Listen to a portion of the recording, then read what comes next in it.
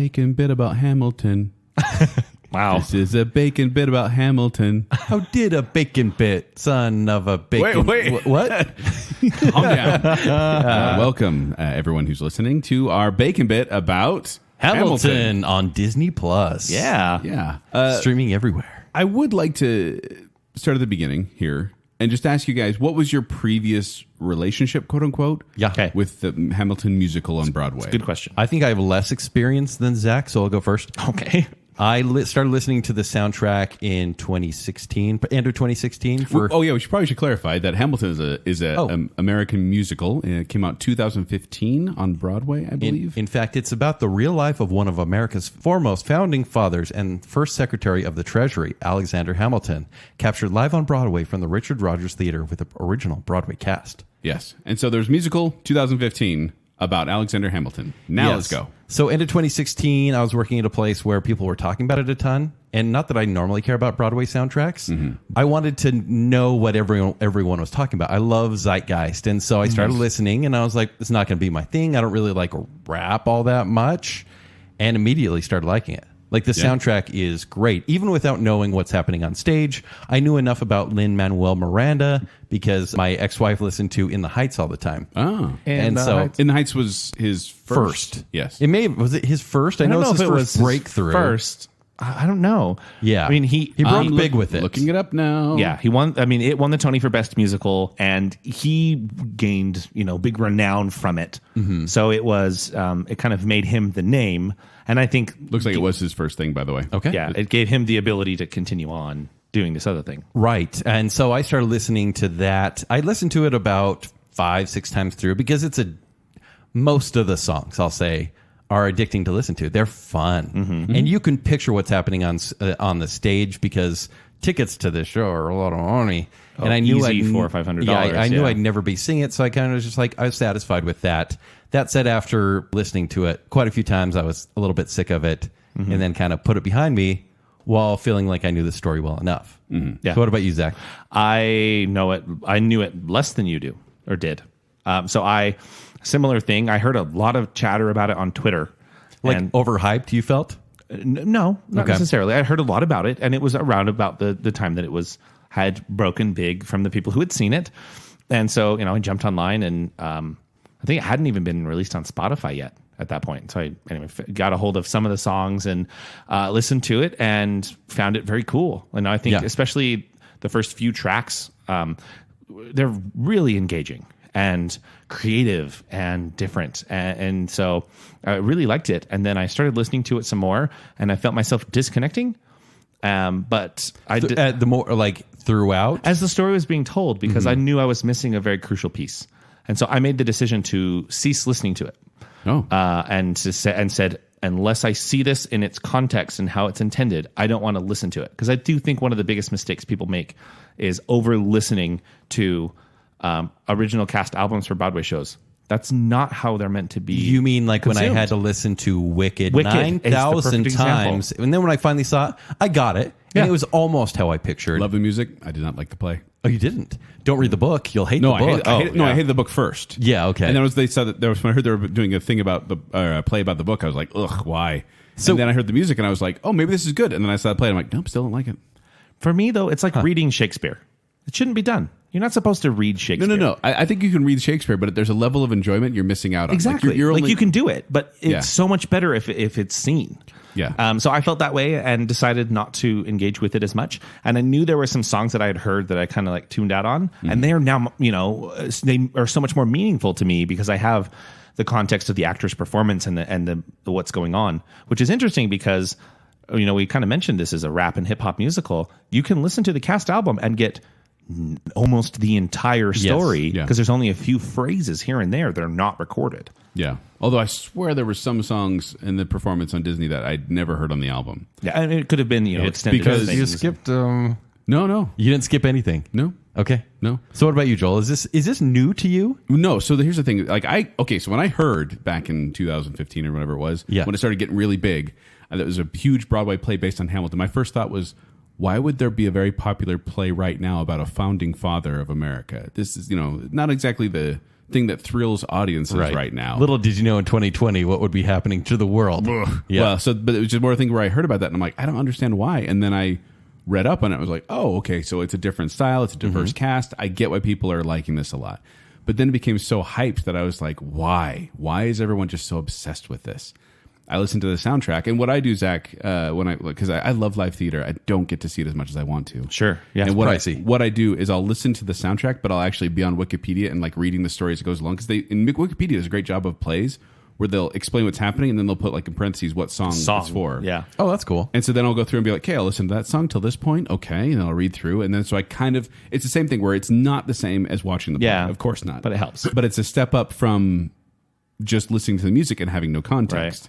Right. You and I have talked about this before. We're less concerned about spoilers when it comes to theater because it's so much more about the experience. Oddly enough, yes, because like movies, I'll be like, no, I don't want to see anything I don't want to read anything or see anything until I've seen the movie. And plays, it's like, I don't know when I'm going to see it, so I just want to know about it. Well, what would be considered a major spoiler in a play? Hamilton gets shot. What? What? You can call me Aaron Burr. By the way, I'm dropping Hamilton. If only there was a commercial in the 90s about that. Yeah. Got milk? But okay, so then I listened to the music and I read the play and I was like, that was actually really entertaining. And like certain songs definitely stuck out to me more. For sure. And then I listened to it occasionally, enjoyed it occasionally, and then I'd listen to the soundtrack. But then I finally got to see the play, and that's where we're at today. Yes. Because the Disney Plus version of Hamilton is a stage adaptation, not a film. They're filming the stage production. Of the play. This movie was meant to come out next July. Yeah, October. Yeah, was it October or July? Was it October? Was it that far back? Hamilton was originally planned for a theatrical release on October 2021. Disney has started working with Lin-Manuel Miranda ever since Moana. Because he did the music for Moana. Yeah, and they drafted him to do 2 more animated features. And they're like, while we have you and while you have our money, I think they bought In the Heights, which was meant to come out now. Yeah. Like if movies were coming out, it would be out now. It was my most anticipated of the year. Was it? Okay. Sorry, second most. Yeah, the trailer is dynamic. It's really fun to watch. And then next year is meant to be Hamilton. And I was like, oh, Hamilton's going to be huge in the theater. But and then it got switched somehow. I don't know if Hamilton just works better for streaming, like not a theater experience. So I was actually wondering the same thing. Because I'm like, why were they waiting until just in the can? 2021 like to do this? Because they already had it filmed. All they had to do was edit it. But they actually filmed it in June 2016 with the original principal Broadway cast members. Yes. I did read online just today that shout out to the two, the 2 replaced ensemble actors that were not in the filmed version. Yeah. There are 2 missing from the official even though it was Broadway filmed cast. over 3 performances as well. Well, so, even Jonathan Groff, Jonathan Groff, who plays King George, I believe he had been replaced by that point, but he came back specifically for the... To be on it, because he's on the cast album. Yeah, because he's the original, and then he ended up leaving, and then they said, can you come back for the filming so we can get the original cast? I mean, he's in a movie. He's a movie star. He's Frozen. He's Kristoff. If you don't know, if you have not heard, King George in Hamilton is my Kristoff from Frozen. The weirdest thing. My wife could not put it together. I had to show her a video of him singing and be like, that's him. Yeah.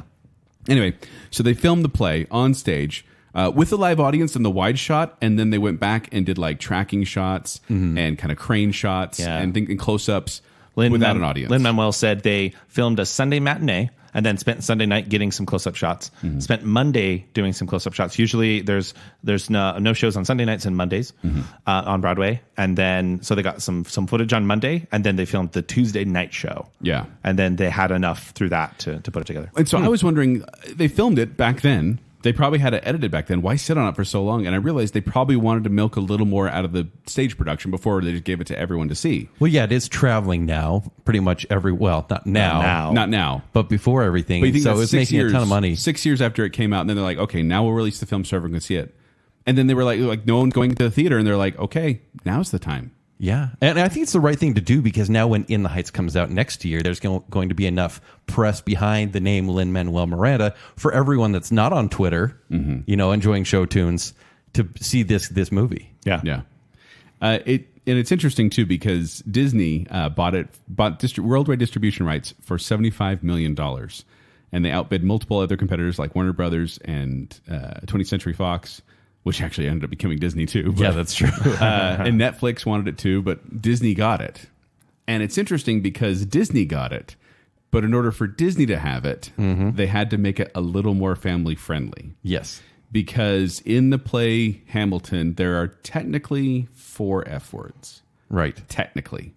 They actually scratch out one with like a record scratch. Another one, they cut it off, like they kind of just mute it. One is intentionally beeped. In the play, it's already beeped. And the other one's just a partial, like they don't fully say. Oh, you're saying in this movie version. That's how it is. In the movie version. Yeah, right. In the play, they do cut off one and they do bleep one, but then the other 2 are there. Mm-hmm.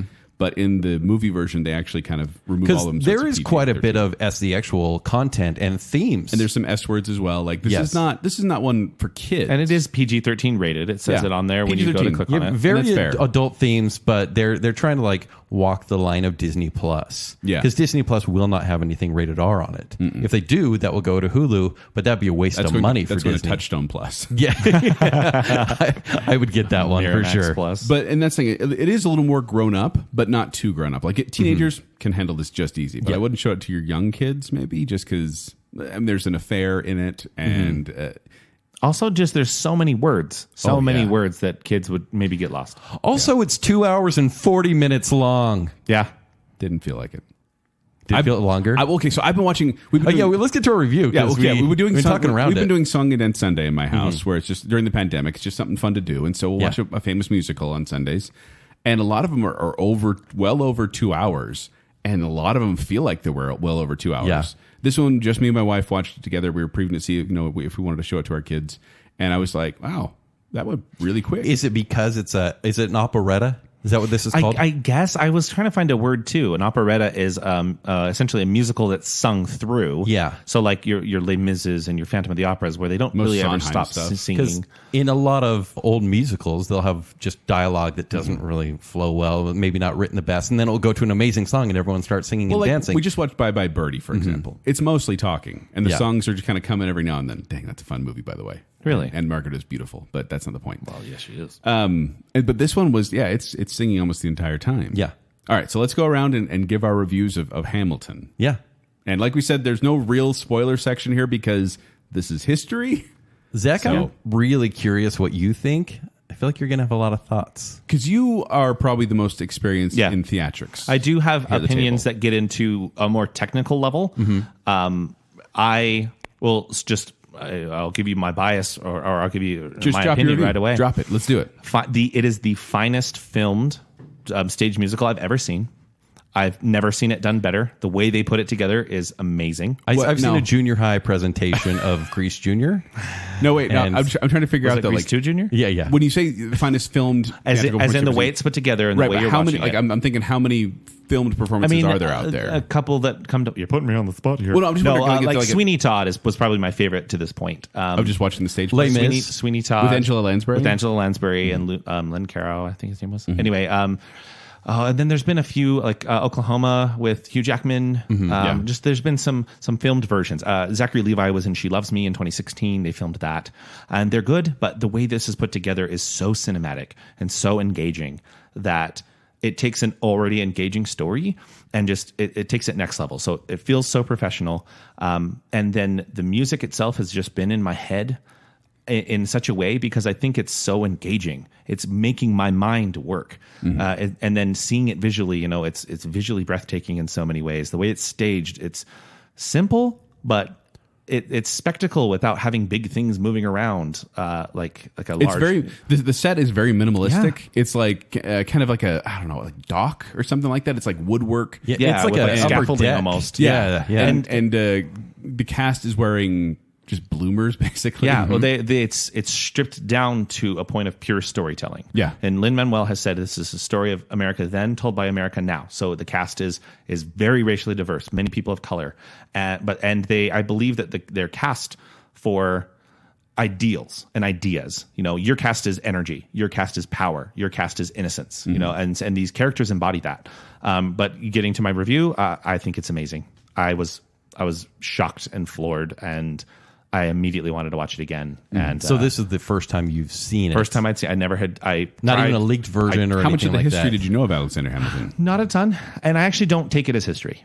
I know that it's stretched for fiction. I know that it's stretched for storytelling. I know for a fact that when Hamilton was approached for his on his affair, The character or the person that approached him wasn't even in the show. It's James Monroe, and he wasn't even in there. They made it James Madison because it worked better.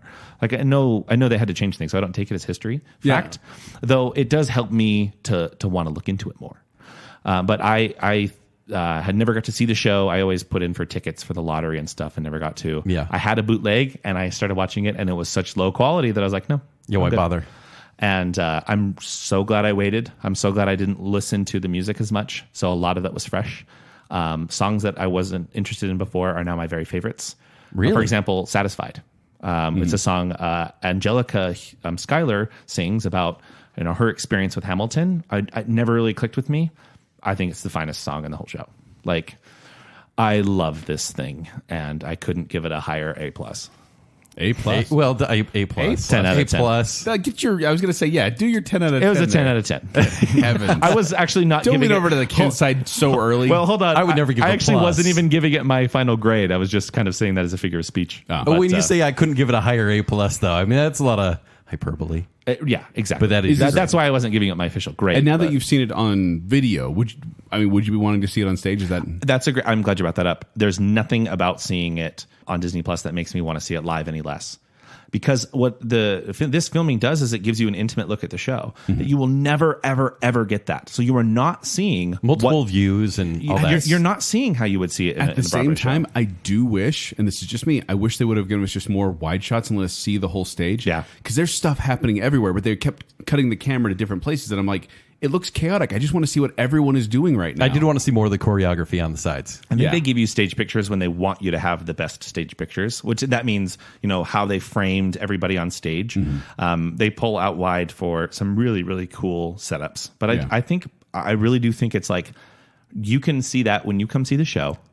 We're going to give you the intimate performances here. Are we considering this a movie or a filmed production? Well, considering it is not legally eligible for an Oscar, it is a filmed production. Okay. Yeah, I did hear that too. Filmed stage productions are not eligible for Oscars, so this is not a film. Well, and for most of Song and Dance Sunday, we've been doing these films, like not stage productions. And Phantom of the Opera actually came out. It was, what is that called? Andrew Lloyd Webber releasing his musicals on YouTube. The shows must go on. Yeah. And it was a stage production of Phantom of the Opera. And it was actually really fun to see. I've actually seen the live performance in West End. Oh, there we go. At Majesty Theatre. But was it very elaborate? Was the stage elaborate compared to the Hamilton one? Yeah, much more. Yes, it's much more ornate. There's moving mechanics going on. There's things moving around. Right. This was much more simplistic. Yes, but it was still... It was fun to see the stage performance because I think a movie it would be lost. I think totally. The performance. No, it would be entirely cheesy. It would be because when all of a sudden they're going from a serious song to hey.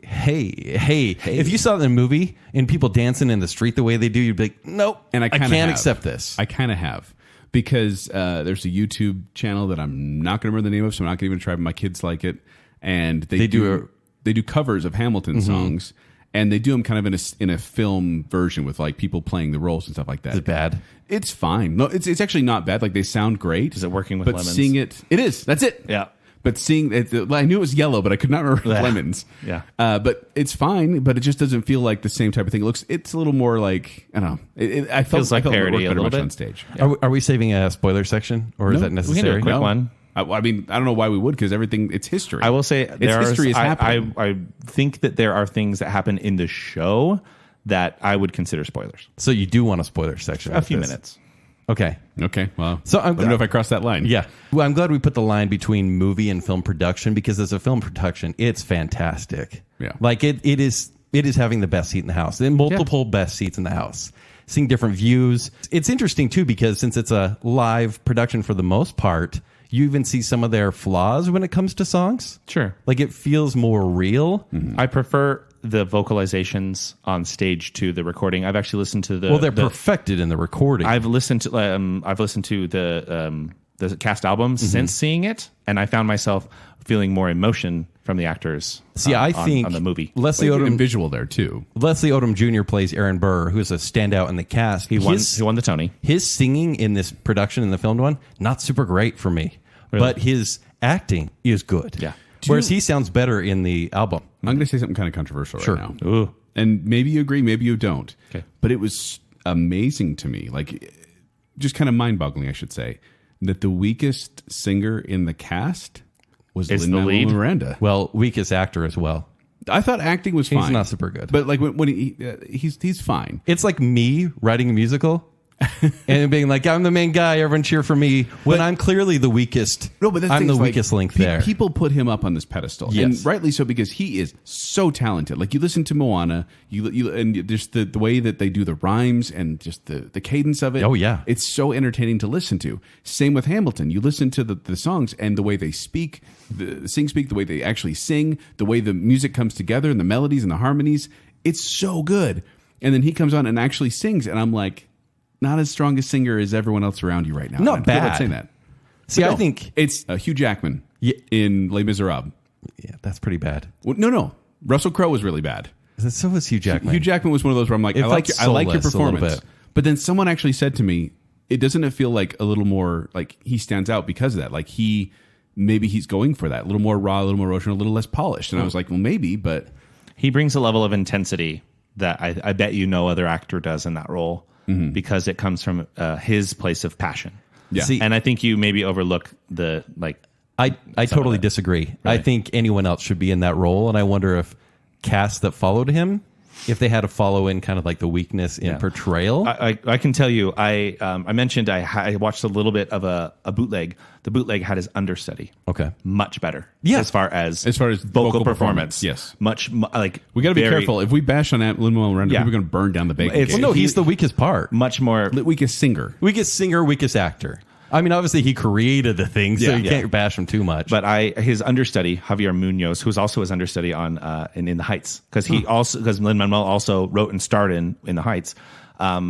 Much better, more pleasing singing voice.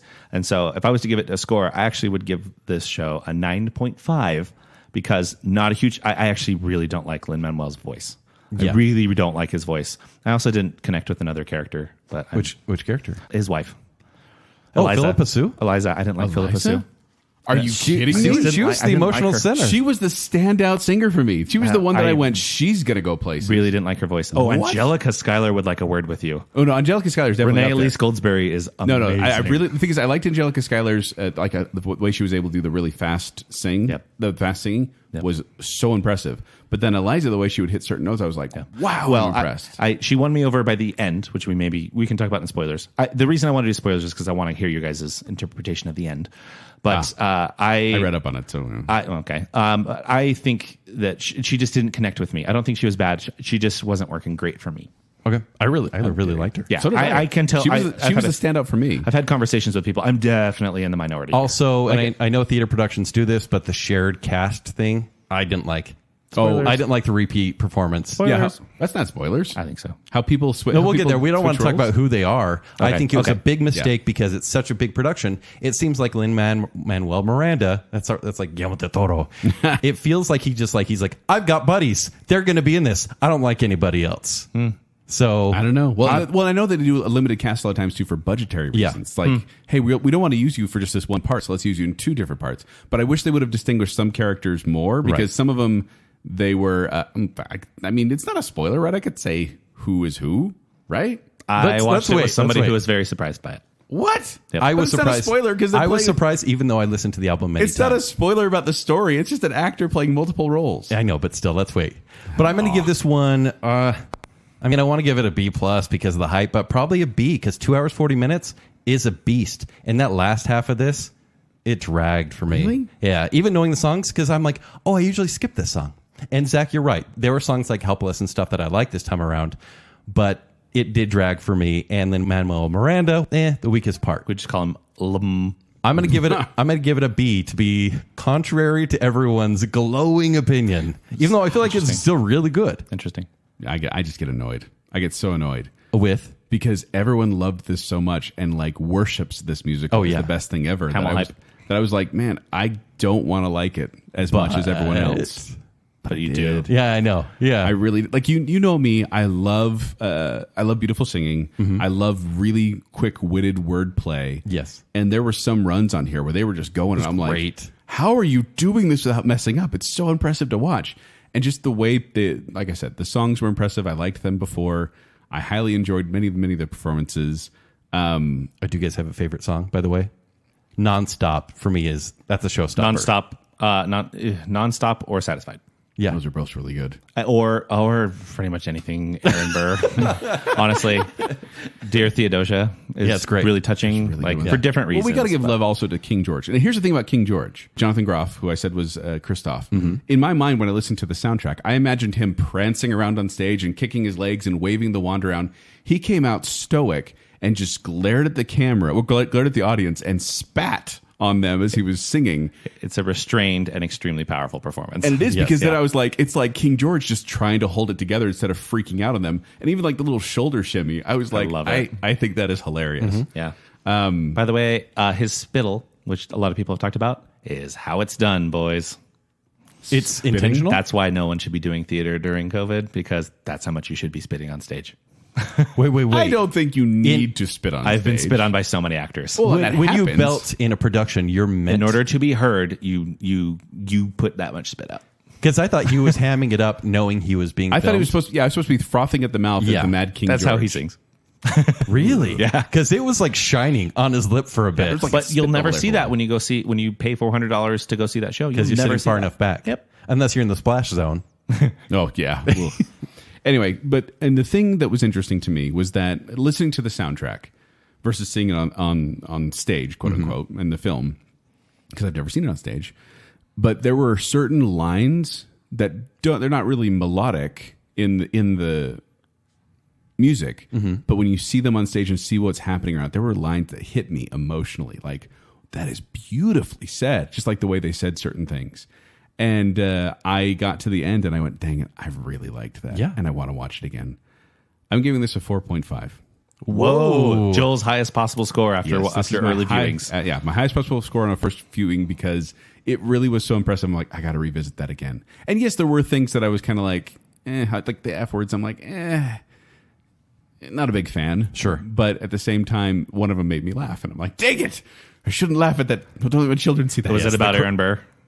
I think so. Hamilton's reaction to news from Burr. Okay. Yeah. So I agree. But yeah, and I was really impressed. I really was with just even the production. Like I thought that, like I said, I wanted more wide shots so I could see what was going on because I felt like a lot of the choreography just felt like chaos at some points. And I'm like, I know they're doing something, but I can't see the whole picture. But yeah, I really enjoyed it. I'll say yeah, there you go. Okay. As a theater person, this is a gift having it on Disney Plus because even more so than seeing it in theater, this is the circumstance in which you can see it with subtitles. Yeah. And that in and of That's itself, true. it's the only way you would see it with subtitles. And Yeah. that was a gift. To be able to understand what they're saying when they're going on those really fast runs. And the gossip in New York City is insidious. Like, Yeah. And I love the wordplay. Okay, guys. So much wordplay. One more thing I was going to say. Yes. Before spoilers. Yes. I apologize because I kind of spoiled my review already online because after I watched it, I just went on Twitter and all I tweeted was, I get it now. Hashtag Hamilton film or whatever they call it. Hamil film. Hamil film. Because I was like, I get the hype. I understand why people really like it. This is a fantastic musical.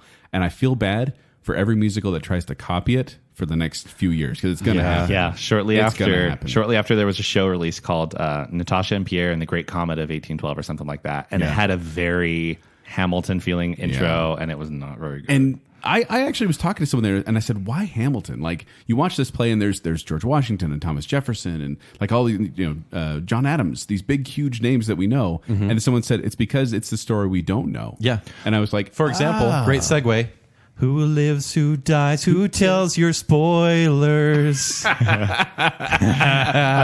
we're going to spoil the fact. Couple things though. I will Yeah. say this, and Lin-Manuel has said this. The reason that he picked Hamilton is because Hamilton is hip hop. Hip hop and rap is a lot about writing yourself out of a bad situation, writing yourself out of a bad living situation or a bad upbringing, and Hamilton literally wrote himself out of a bad situation. Well, but that's just it. So that's why the he picked him. reason it was actually after I watched it, I went, why Hamilton? Because I was like, yeah, he's Secretary of the Treasury and he wrote a lot. Yeah. But I was like, why him though? Like, No, it's all about the duel. Like that is the iconic part in history. Well, he's that another very political figure killed him. and vice president, a guy who caught beef with everybody along the way too. Mm-hmm. Yeah, and they did obviously fabricate some things, like him meeting Aaron Burr throughout his life was. We keep meeting. No, you don't. Yeah, it was a little more. And that's one thing I didn't say enough credit to it. The way it played the rivalry in this movie, in this production, is really cool to see. You don't see things like that. Yeah, where these guys are like aligned for so much, but there's the seething rivalry, the seething jealousy. For a story, it works. Like it felt like, what's the movie, Amadeus? Mm-hmm. Yeah, when you have like this person who's just jealous Salieri is just jealous of Mozart, and it drives him to do terrible things. And I just think I felt the same way. Although it's one of the things I love though is the fact that Aaron Burr has this moment of like, this is what I'm known for now. I did all these wonderful things, and this is what I'm known for. The Got Milk commercial. He didn't say Got Milk commercial, but yeah. I liked that there were multiple characters playing, or the same actor playing multiple characters, because it showed range. It does, except for the fact that David Diggs, who played Lafayette, as a very flamboyant, fun personality, and then comes in as Thomas Jefferson playing a flamboyant, fun personality. Who was the French dignitary. Yeah. I kind of went, I don't really understand why they had him play the same role, because it almost got confusing at some points. I'm like, wait, he's Lafayette, or he's Jefferson now, not Lafayette. Whereas, the best performer was the guy who played Hercules Mulligan. I'm not going to say his name right. James Madison. Oh, yeah, because he played two very different characters. Onadoan. Yeah, his name's hard to say. Yeah, he's amazing as Hercules Mulligan, but and he did a great job because James Madison was so different from Hercules Mulligan. Hercules Mulligan was like that, kind of just in your face kind of guy, and then James Madison was more proper. I liked Lawrence as well, who he played Lawrence and then the son. Yeah, Anthony Ramos is John Lawrence and Philip Hamilton. I liked him. I didn't think he was amazing, but I really was a little him. weird that he was playing his son when he didn't look like a kid. Yeah, that threw me. But then it's a theater, so you got those little things. I put it away, and sure, he's 9. Yeah, it's not going to be for long. He is going to be he is the lead in the Heights movie, right? And then Jasmine Cephas Jones playing both Peggy, Skylar, and Maria Reynolds, the woman he had an affair with. Yeah, that one I passed. Like, Peggy's not a big character. So well, but here's the thing, Zach. The reason I don't think this is a spoiler is because I literally saw a post today of someone announcing that, they played dual roles, and you said, duh. That was your comment. No. Did you know that people play multiple roles in theater? Duh. Well, it's usually like ensemble and bit parts, though. It's not the co-leads. No, but if they change, they come out with like a totally different, and they have different costumes. Well, your most important characters, though, your most important characters are played by the same actor, which is Hamilton, the Schuyler sisters, and George Washington. Who George Washington is the coolest part. We didn't even talk about him, but he's amazing. Here comes the general. He earns that intro. Yeah, he's so great. Yeah, when he comes out and just starts. Chris Jackson is in Moana as well. Actually, is he? Who's he in Moana? I think he's the dad. Oh, okay. Anyway, we should have talked more about him. He's great. Yeah, not in the spoiler section. So people probably turned it off because they didn't want to know multiple people played multiple roles. One thing that I couldn't picture very well when listening to the album were the duels, and they were tracks that are kind of garbage tracks because it's like the 10 dual commandments. I think that's number one. Whereas in the movie, you see it play out. They do a lot of slow motion too, so it does actually give you that visual representation. Yeah, the one that's the bullet that moves it along. It looks much better. And yes, the ending, which we've talked so much about this, it's a long bacon bit, but the way the ending plays out is that was actually hard for me to picture while listening to it. Yeah. Whereas singing it on stage was much better. Yeah, much more emotional. I'll say that it is. And obviously, did you get emotional? Did you guys? No. By that point, it was 2 hours 40 minutes. Yeah, you were done. Yeah. I was more emotional. Of course, I did. At the end of Nonstop, because it's such a show-stopping number. That's the end of the first act. Mm-hmm. I was like, "Whoa, that was awesome! Yeah, that was so cool." At the end of the movie, I was like, there's a moment at the end where I was like, "Oh, it's good acting right there." Which is Philippa Sue gasping. Okay, which the gasp. People have been confused at the very end of the play. She's singing her last lines, and then she just goes. I got emotional from that too. You got emotional? Well, her ending, the way like she kind of closes out the song like. I put myself back in this story. I took myself out after you cheated on me. I put myself back in. I lived for another 50 years. I created an orphanage. Like anything that I was like, I don't really love her. I'm not really connecting her. Like melted away. And I thought she was just like, that was brilliant. But the gasp honestly pulled me out for a second because it was one of those, wait, what? What happened? Because it's a fourth wall break. A little bit. But at the same time, she has said that it's open for interpretation. I think it's clear as day. She had her idea of what it was, but you see the staging, I should say. Yeah. So what is your interpretation? When you see the staging and you listen to what's happening, it says, will they tell your story? Who tells your story? And then she finishes singing, and she's led. Now Hamilton has already been pulled away. She's led by Lin-Manuel Miranda, and they kind of make a turn around and then go back upstage or back closer to the audience.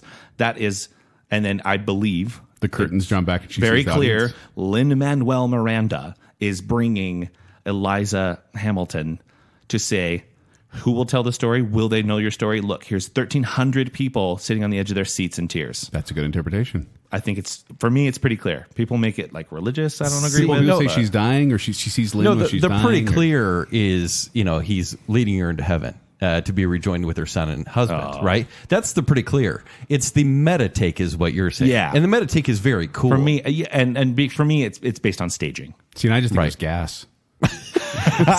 Finally, she's like, no. And they kept it in there. Yeah. They're like, that's beautiful. No, that wasn't in the script. She did that, and then he said, keep it. It's a moment that could live beyond the play. Yeah. So I don't know. I like that. I like that ending. And I like that. I like your interpretations. Is what I do like it. And some people, give it a religious context and say it's like, seeing heaven and being reunited with family. And I do think that's all cool. And I think that can exist in there as well. Well, to me, if she came up with that, it feels like she had the idea that maybe it was the more meta take, but he wrote it as she finally got to relax and, rest. Yeah. I don't know. I really do like that idea, though. Just who tells your story? Like, I kind of like that concept of just, we live our lives here. Mm-hmm. And who's going to tell our stories? It depends what we do in this life, but then someone's going to have an interpretation of it. And this is all based on he based the entire play on a book from this other guy. I can't remember his name right now, but apparently the author. I can't either. It was a biography he read on an airplane. He loves it. He loves the show. Oh, cool. Even though it's not entirely historically accurate, he really enjoyed it. Poor John Adams.